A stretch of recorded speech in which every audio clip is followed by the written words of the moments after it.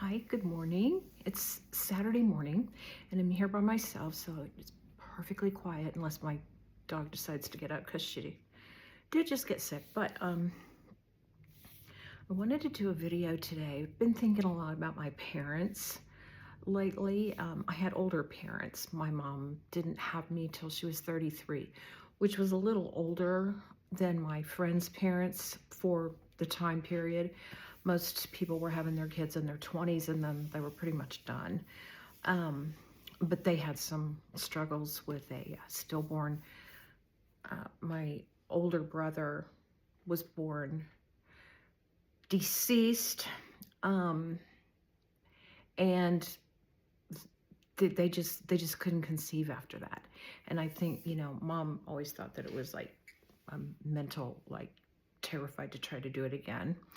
So, but then here I am, and it was 7 years. So she was 33. Now my parents were they were depression age babies. They were born in the early 20s, and so they grew up at their very formative years during the Great Depression. And if you think that the time period that you grow up in doesn't affect you, you're wrong, because it did. And looking back, it makes more sense now. The way mom cooked, the things we ate, um, living on, but not just a budget, but living on a string budget, didn't feel like we were, missing anything or having to go without, because we were always loved and taken care of. So that is the key there, I think, to raising kids. And if there were any big problems, my brother and I didn't know about them because they did not talk about those types of things in front of us, which was very, very wise, because we didn't need to know. We grew up with enough stress in our own upbringing with all the assassinations and all that, as you know. So, um, given the fact that they were brought up in the Depression age, they held on to what they had. And my dad used to use this quote. I've got some things written down here because I knew I wouldn't, remember everything. His quote was always, use it up, wear it out, make it do or do without. It was as simple as that. If you didn't want to, wear your clothes a little longer than maybe you preferred to, then just do without. He didn't care. I mean, you did. Basically, I was grown up with the mindset that you did what you had to do to sustain life. So, none of the extras that we enjoy today, or think we deserve today, or think we have to give our kids today. We lived with a lot less. Now, I was born in the mid-50s, and my mother taught me some of her tricks about beauty, I guess. I mean, like I said, she was a young woman in the 40s. She had lost her mother when she was 18. So my mother was 18 when she lost her mom, and she had 6 brothers and sisters under her. So it was like a zoo, and 6 brothers and sisters running wild and no mom, and it was a challenge. She didn't have a lot of time for makeup and routines and all that, Nobody really did, but she really didn't. But what she did teach me when I got old enough to start worrying about, cleansing my face or taking off makeup. I think they let me start wearing makeup when I was about 14. And she taught me to use Pond's, this one in the group with the green. They make different kinds of Pond's cold creams now. They used to only make this one that I only remember seeing when I was young and doing it, but you have to read the label and make sure it says makeup remover, because the last time I was at Walmart, there was a whole line of this stuff, and I almost picked up the wrong thing. Now, some people are probably like, oh God, I am of the mindset that you don't have to spend an entire paycheck on skincare. In my opinion, it's a racket and a scam. That's just me. Hope I don't get any hate from that. But it's ridiculous because this works perfect. And all you have to do is just, with your makeup on, is just dip your fingers in there and get like, not thick, but not a thin layer, someplace between thick and thin layer on, just kind of rub it on all the places, and then just take your hands and just rub it. I usually try to massage it into all the areas for about 60 seconds. And then I take a real warm washcloth and wipe it off. And I'm telling you, I don't even need moisturizer after. And all the makeup's gone and my skin feels amazing. And it's $9 or $10. So when I was younger, though, before she started telling me her little secrets, one of my friends had gotten oil of Olay, and I think it had just recently came out in the 60s or 70s. And so I've been using this since I was 16. At night, or in the morning rather. In the morning, I'd wash my face. I wouldn't use the cleanser. I just washed my face with Dove Sensitive Skin. And then after that, I would feel a little dry. So that's why I started using the oil of Olay when I was 16. And it just puts a light layer of moisture. It still works perfect. And I still use it. Now, the last time I looked for it, the last bottle I had didn't say age defying on it. It just said oil of Olay. But this is all I could find this time. So, if it's going to defy age, I'm all about it. Right? And then, so those are just some of the tips and tricks that, now her generation, they liked matte makeup. It was all about matte makeup. In fact, she wore Max Factor pancake makeup, and that's what she started teaching me how to wear, and I wore that all through high school.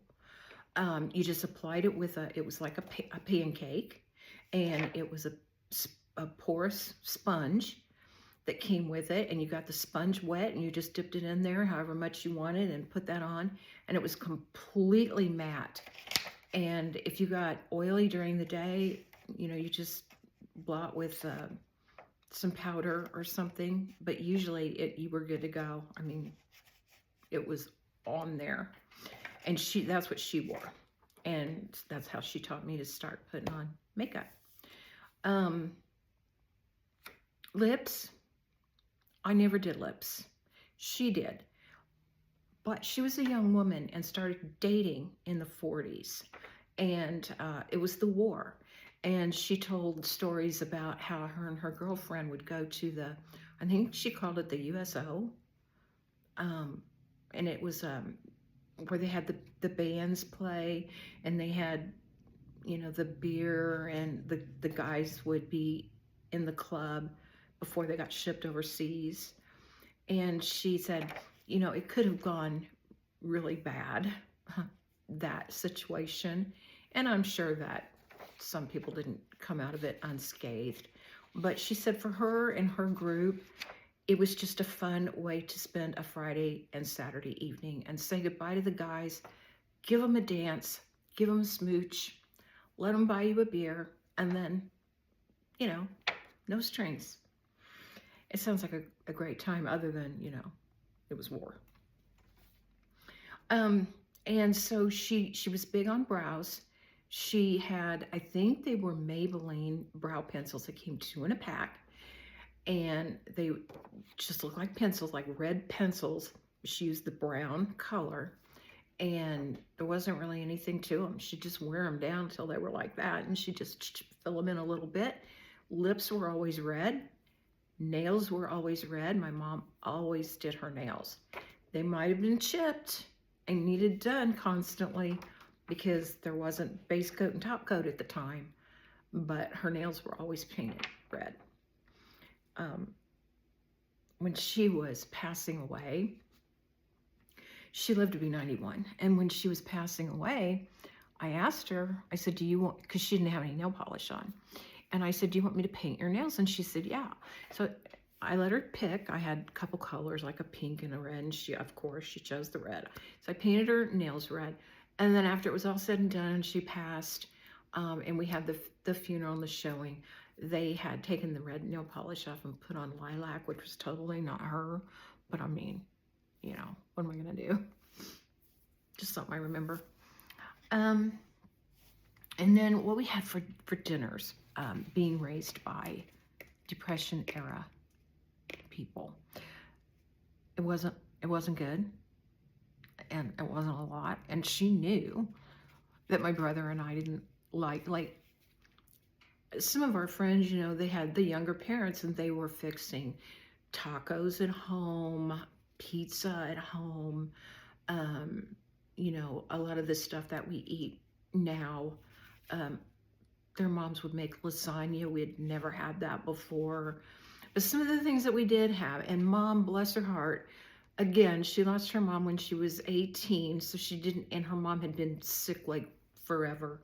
How she had 7 kids, I don't know, as sickly as she was, but she didn't have a lot of time to teach Mom how to cook. So Mom was winging it and flying by the seat of her pants. So that said, I am not bashing my mother because she had her challenges, but we would eat spare ribs. I don't even know what that is. I didn't know what it was then, and I still don't.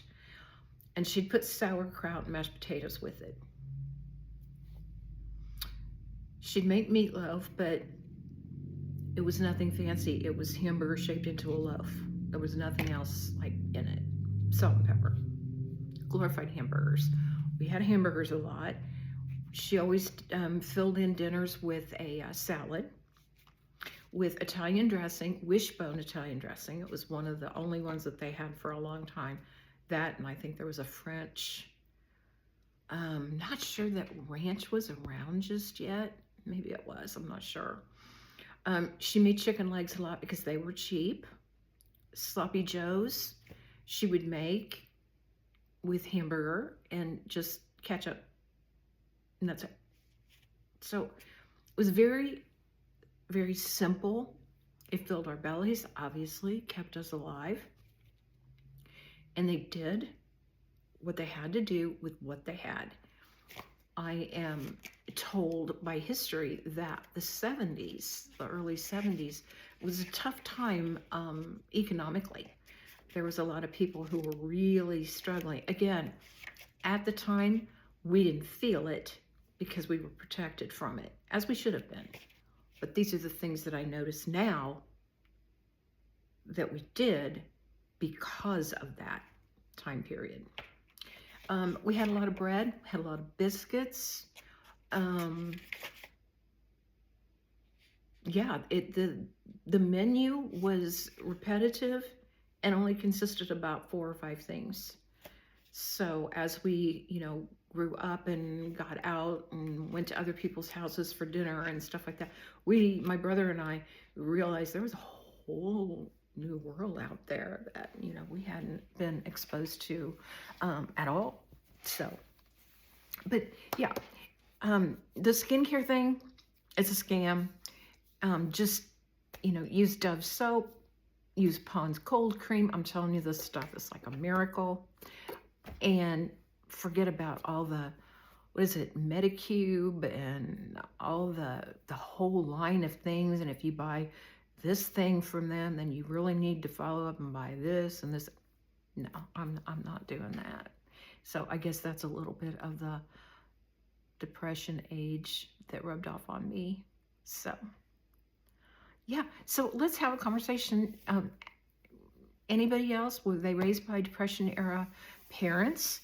Were your parents younger or older? And did they branch out more than mine did as far as foods and clothing and, you know, things like that? Because we live very minimally. So have a great weekend, and I'll see you in the next one.